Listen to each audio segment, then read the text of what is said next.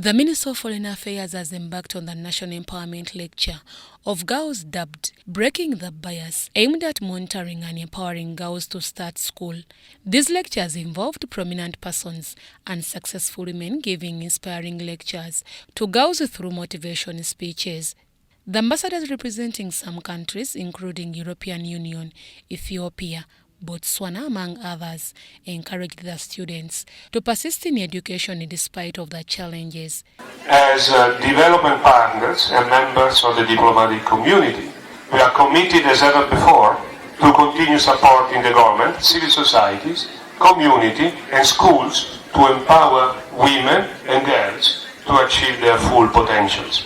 The Ugandan government and the President, His Excellency Yoweri Museveni, needs appreciation on the effort Uganda has had an impressive record on women empowerment. Unless the men in our society understand the value of their sisters, of their wives, of the girls and women around them, and that we are all equally valuable, we will not be able to effectively address uneven gender development.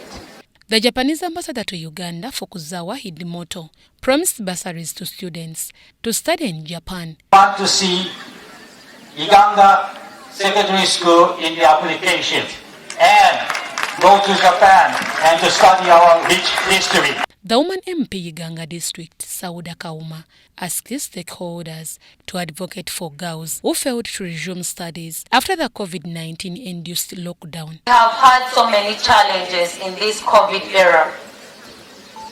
The girls here have not been affected because for them they are back at school. But we have so many girls down there in the villages who have failed to make it back to school. It is us to fight today to be the voice for those girls. Minister for Foreign Affairs, Okello Oryem, who officiated the lecture, cautioned girls to avoid being engaged in relationships with men for no particular reason. Recently, during this COVID situation, I went to my village and I was shocked. I'm sure in Ghana here also. I was shocked to find their colleagues, young girls, in S1, P7, P6, pregnant. Hundreds of them, hundreds of girls, babies in fact, babies. The P6 girl getting pregnant, the P7 girl getting pregnant. How? Not one, not two, not three, hundreds.